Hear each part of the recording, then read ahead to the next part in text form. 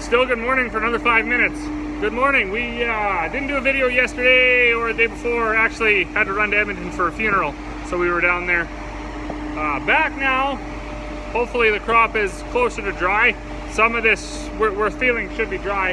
One thing, this combine though, you can adjust the pitch of these reels, and they're too aggressive, so you got to move these holes.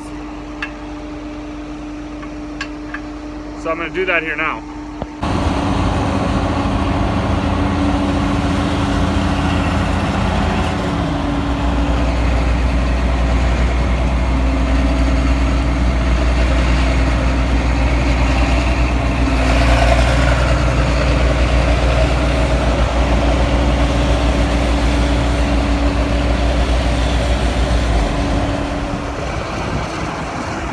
So the weather doesn't look like it's the best. It is kind of trying to spit a little bit.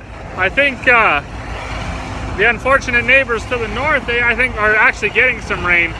But they got a whole bunch of this done. The neighbor's been out here baling. So they don't have too much more to go. Maybe another 60 acres. We adjusted those reels on my wife's combine, wherever she is over there. So she said it's quite a bit easier to cut. The barley is still 16, and we can thank these guys for that. Super green. Unfortunately, unless we go switch over and actually just desiccate the whole works, we're not going to beat that green now.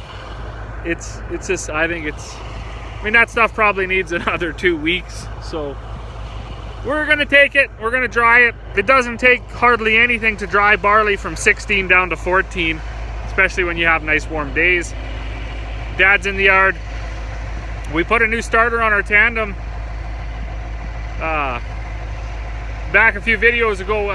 The tandem wouldn't start. When it actually climbed under there, the transmission there was a gap from the transmission to the engine a little bit. One of the bolts were loose.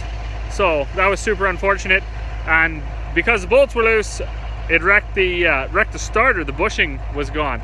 So we put a new starter on, and it worked good for a little while, but now I don't think the starter maybe the starter's already wrecked. Might have not been good out of the box. That definitely happens on this farm from time to time. So he had put a phone call in to the guys that we got it from there in Beaver Lodge just to see if they had some advice, because we just gave it a quick tug to start it. Starts really well, it just clicks. The starter doesn't spin the engine, so I don't know what's up with that. Because when I hopped in it this morning, it fired right up. I was actually thinking maybe it was the ignition itself, but who knows. So I'm gonna take this load back. They're getting pretty good yield off of this. Actually, this is already the second or third truckload, so exciting times.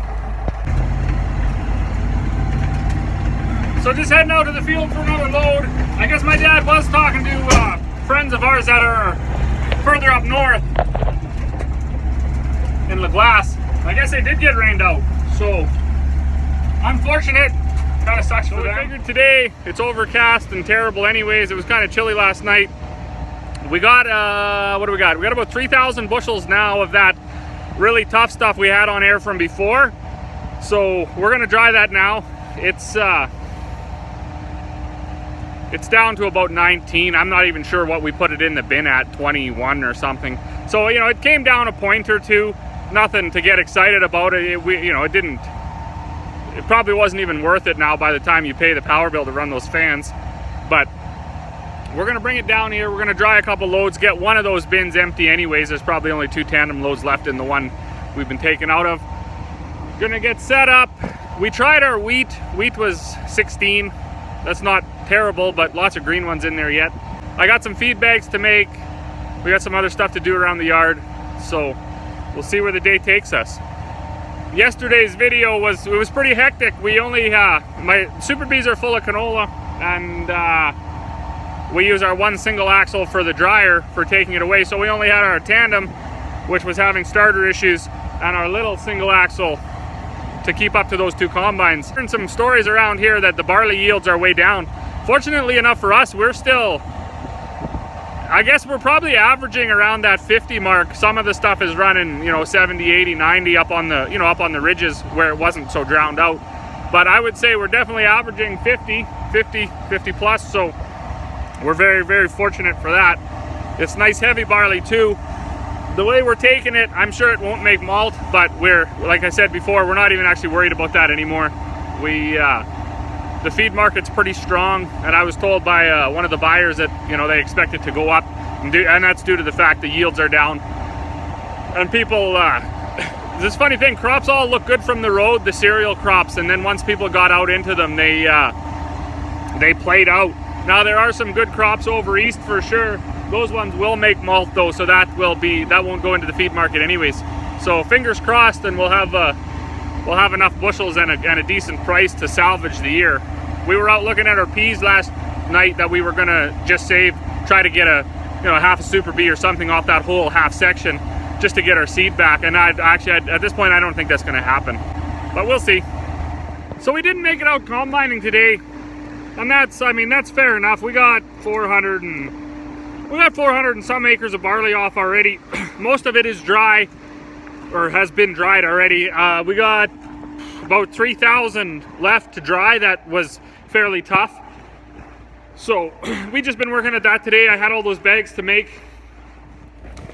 As luck would have it, and anybody that does any sort of rural living, with you know, with rural living comes, you know, the need for, you know, you prep a little different than people that can just run to the store in town. So for instance, when we buy meat, we buy half an animal, so half a buffalo or half a beef or a whole pig.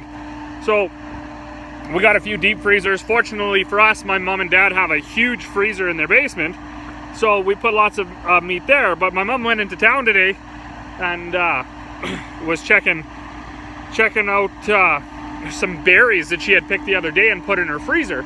So, and good thing she did, because when she got home, the freezer wasn't on. So my dad ran into town. He got that all fixed and they got it going again, thankfully. Anyways, I'm developing a hump here on my truck, just unloading the dryer. Okay, so now that we got all our bags made, we're gonna take this tractor with the blade on it, back up and hook it up to the grain back. Our wet bin over here, we only filled that up maybe Wednesday, I think. And we had been taking a little bit out because our one single axle truck, it's not a full dryer load. So when we fill the dryer with the single axle, we take a little bit out of that hopper bin. Crazy thing about that, in only like 3 days, the grain in there is already starting to warm up. So me and my dad were talking about this, and he said a long time ago when he was at a, I don't know, some sort of a, there's always ag things going on, you know, little meetings and things. Somebody once asked, should you let your grain warm up in the bin before you put it in the dryer? Sounds like a good idea, because the whole idea with grain, I believe you got to get it up to about 80 degrees Fahrenheit before the moisture will come out of it. So, but you know, with your seeds, you don't want to go over, or grains you're using for seed, you don't want to go over about 100. So, you know, what should you really do? So when we put our barley this year up in our air bins, we cooled it all down. Now I took some out. You know, it's 1920 still. It didn't dry it at all. It just cooled it down. So are you going backwards by putting it in the air bin, cooling it down, bringing it over here just to heat it back up again and dry it? Or would you be smarter to put it in the bin, let it warm up to 30, 32 degrees, 28 degrees, and then auger it into your dryer, and then it's already warm, and then, you know, so I don't know. We